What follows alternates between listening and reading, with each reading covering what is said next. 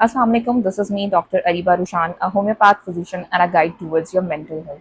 आज का मेरा टॉपिक उन तमाम पेरेंट्स के लिए है जो बच्चों के बेड वेटिंग के इशू से परेशान हैं। बेड वेटिंग यानी कि बच्चों का बिस्तर गीला कर देना, यूरिन पास हो जाना उनका बिस्तर पर।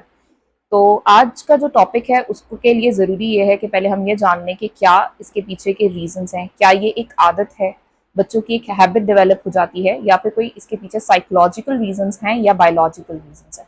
उसको जानने के लिए सबसे पहले ज़रूरी ये है कि हम ये बात अंडरस्टैंड कर लें कि ये एक कॉमन इशू है। मेडिकल तौर पर इसको नॉक्टर्नल एनोरिसिस भी कहते हैं। और नॉक्टर्नल एनोरिसिस के दो फेजेस होते हैं, primary nocturnal enuresis and secondary nocturnal enuresis. Primary nocturnal enuresis के अंदर जो है बच्चा throughout the developmental age यानी बढ़ती हुई एज के अंदर किसी भी टाइम पर ड्राई नहीं होता, यानी कि उसको रात में बेड वेटिंग का इशू रहता है consistently. But in secondary nocturnal enuresis 6 months तक बच्चे के अंदर कोई बेड वेटिंग का इशू नहीं होता, बट आफ्टर 6 मंथ्स उनके अंदर बेड वेटिंग का इशू देखा जाता है। अब इसके पीछे बहुत सारे फैक्टर्स इन्वॉल्व हो सकते हैं। इसमें साइकोलॉजिकल फैक्टर्स भी इन्वॉल्व हो सकते हैं, इसमें हार्मोनल फैक्टर्स भी इन्वॉल्व हो सकते हैं और इसमें जेनेटिक फैक्टर्स भी इन्वॉल्व हो सकते हैं। लेकिन देखा ज्यादा ये जाता है कि जिन बच्चों के अंदर जो है बेड वेटिंग का इशू होता है उसमें उनमें वेसोप्रेसिन जो कि एंटी डायरोटिक हार्मोन है, न्यूरो हार्मोन है, उसका रिलीज कम हो रहा होता है।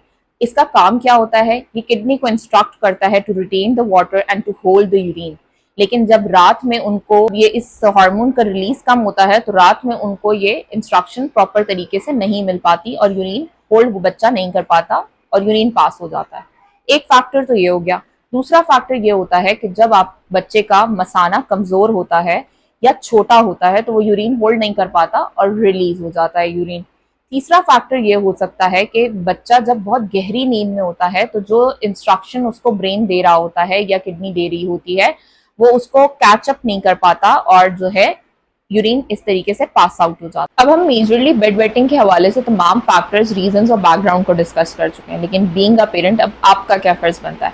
आपका ये फर्ज बनता है कि आप बच्चे के इस डेवलपमेंटल फेज के अंदर बच्चे को हेल्प करें, सपोर्ट करें और अंडरस्टैंड करें कि ये फैक्टर बच्चे के कंट्रोल में नहीं है, बल्कि उसके सेल्फ कॉन्फिडेंस को शैटर्ड ना होने दें और इसको सेफेस्ट मेडिसिन का यूज करवाएं। जब सेफेस्ट मेडिसिन की बात आती है तो हम तमाम होम्योपैथ फिजिशियन के लिए नंबर 1 चॉइस होती है ब्लॉसम लैब। इसीलिए मैं आज ब्लॉसम लैब का वेट फिन प्रोडक्ट जो कि इस बेड वेटिंग के हवाले से बहुत ज़बरदस्त तरीके से काम करता है लेकर आई हूँ, जिसमें वो तमाम मेडिसिन मौजूद हैं जो कि हम प्रीवियसली डिस्कस कर चुके हैं, जिन इश्यूज़ को, जिन प्रॉब्लम्स को, जिसमें असाबी कमज़ोरी, मसाने की कमज़ोरी या फिर हार्मोनल इम्बैलेंसमेंट आ जाती है। तो ये एक ब्लॉसम लैब का प्रोडक्ट इन तमाम प्रॉब्लम्स को बआसानी हल करता है। अब ब्लॉसम लैब का ये प्रोडक्ट होम्योपैथिक बड़ी फार्मेसीज के अंदर बआसानी मौजूद है और पाकिस्तान के किसी भी हिस्से में मौजूद है। इवन इंटरनेशनली भी ब्लॉसम लैब के प्रोडक्ट्स मौजूद हैं। आप घर बैठे जो है ब्लॉसम लैब के प्रोडक्ट्स को भी ऑर्डर कर सकते हैं और उनकी वेबसाइट पे जाकर आप ऑर्डर प्लेस करें और बआसानी इनके प्रोडक्ट्स को हासिल करें।